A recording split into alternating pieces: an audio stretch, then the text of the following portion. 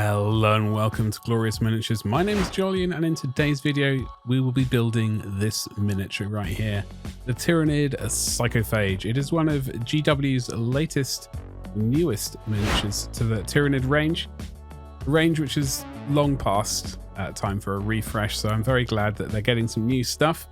This is quite a simple kit to build. There aren't too many issues with it. It's just how you would like to build it and how you would like to paint it. You might want to have a consideration with. But first things first, we're going to work on the main body. Going to chop off the two sides to the body, the large two pieces right here, and that's one of them obviously, and the second one is right there. These are held together with pins. You don't necessarily need these pins, but it does enable you to build these miniatures and not necessarily require glue for them. I'm obviously going to be gluing them. And that there is a bit of tongue right there. It's you need to glue that in before you glue these two parts together. So just to bear that in mind. Don't glue these two bits together, otherwise you won't be able to get the tongue in, and that would be a disaster. So tidy this little bit up. And you will need to see which side of the body it goes onto. This is labeled clearly on the instructions, which obviously you need to read a couple of times just to make sure you're not going to make any disastrous mistakes, as I've done in the past. And yes, I'm going to speed through. A lot of this is just going to be sped up footage of me cleaning up the seam lines, etc, etc. This is quite a nasty beast. It kind of eats psychic organisms, so your Terminator or librarians or your orc weird boys or whatever, and it munches them up, and it turns them into some sort of corrosive ash, which you see coming out of the spines on its back, and it sort of melts people. So it's really quite an unpleasant thing. So okay, here is there's the tongue. It goes into the mouth. Make sure it's got two little posts. It does align with the little holes in the mouth. So you just got a bit of a test fit first, like I'm doing right there. I'm just confirming on the instructions right now that it's actually going in the right place. So right there, I think it is. I think we are actually going to zoom in as well on this little bit of footage. Unfortunately, this footage is a bit blurry. I don't quite understand what happened with the camera. I'm just including it. So it is that hole right there, and there's a tiny bit more space for some glue along there as well. So it's the sort of front hole in that mouth area, I guess. So let's get a bit of glue in there. Put the tongue in the right position. Should lock into place quite nicely, and then once you put the other side of the miniature in, it will also hold it in place as it needs to be. Okay, so that's that. I do apologize about the footage. It was frankly, I got no idea what's happened. I had a few issues with recording recently, and it's obviously not my normal setup, as I've said many times. So I'm still trying to figure out some of the bugs in it, which is convenient because Tyranids are bugs, obviously. And right, so zoomed out again, it's slightly less terrible to look at. So yeah, just make sure all of these that one actually broke. I can't remember how that broke, but I'm going to put a little bit of glue right there, hold it correctly, make sure it's at the right angle. I'm going to be relatively quick with this so that it can glue in the right position. I'm going to get it, shave off a little bit of those posts just to make sure there's enough space. I remember one kit a while back, admittedly, the post, I don't know, it seemed like the post was too large, and as a result, the kit didn't fit together properly. So just putting some glue into all of these little holes. Now there is some where the legs go into the body, just make sure you don't put glue into those, because that will just spill out the other side. You don't want that. Putting a tiny bit of glue on all sort of joints and seams, etc.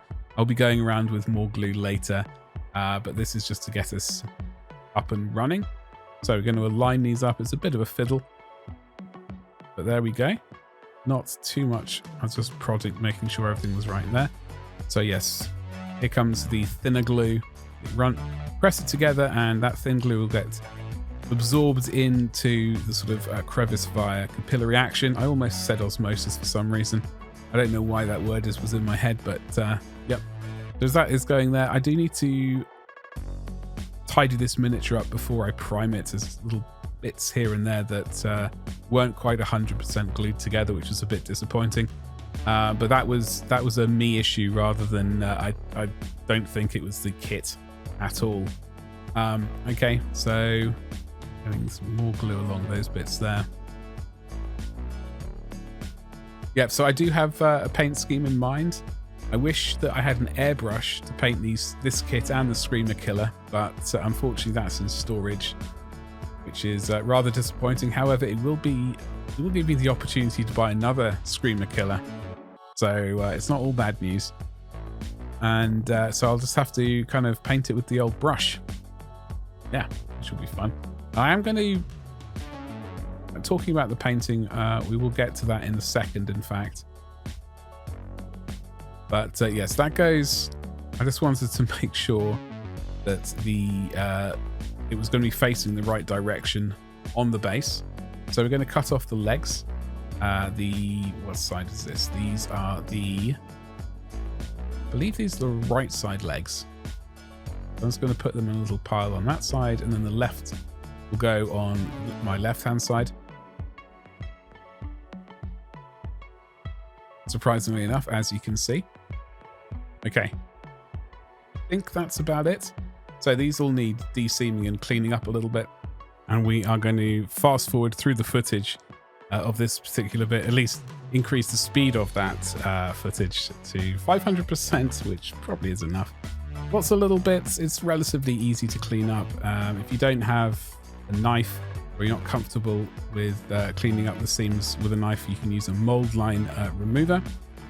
You can get those from, well, you can get those from Games Workshop, but you can get them from a multitude of other places, not just the GW branded stuff, which is slightly more expensive.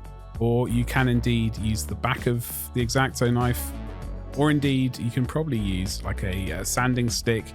Some parts are going to be probably a little bit too fiddly to get with using that little bit, but anyway, so once you've done that, we're just going to test fit these.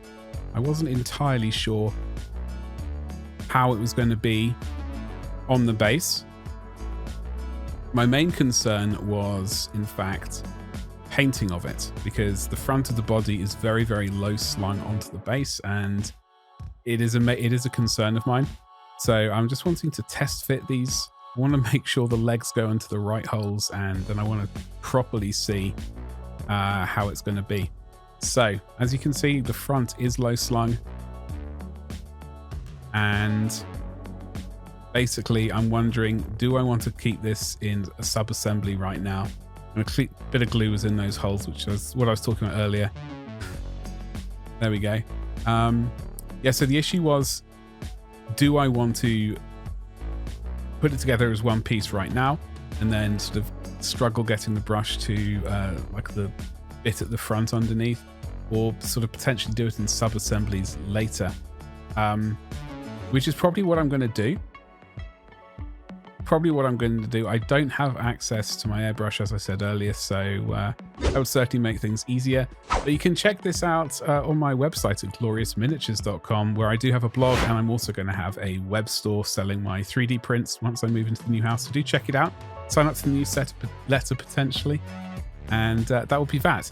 So turns out I didn't get all the seams. We are back to de-seaming yet again.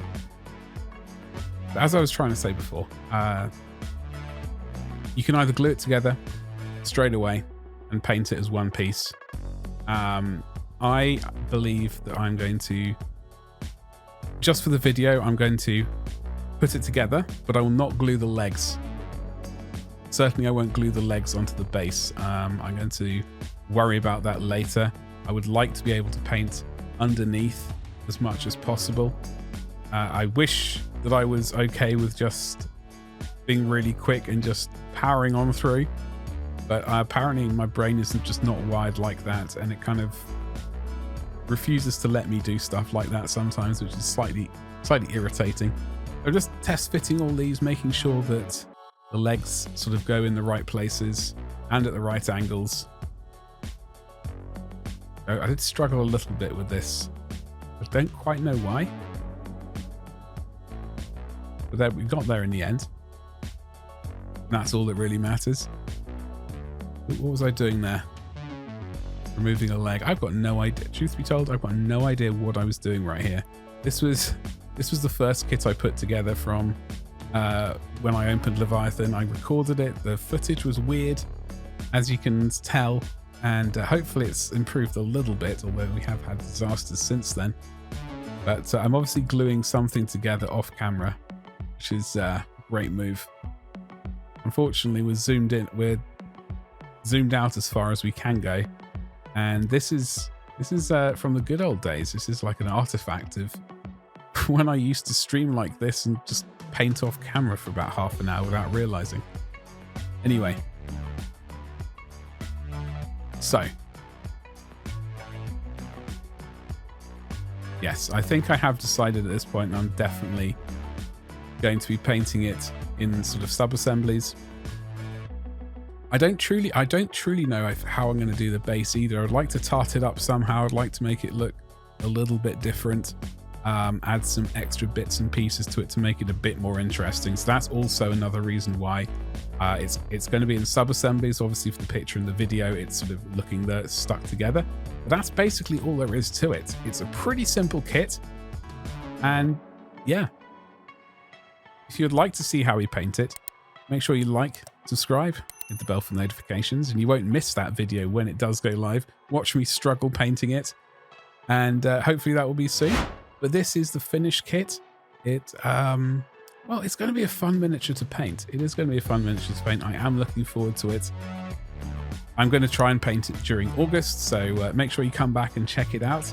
Hopefully the video will be up either towards the end of August or probably in September, knowing me. And that's all I got to say. Thank you very much for watching, and I'll see you in the next one. Thank you and goodbye.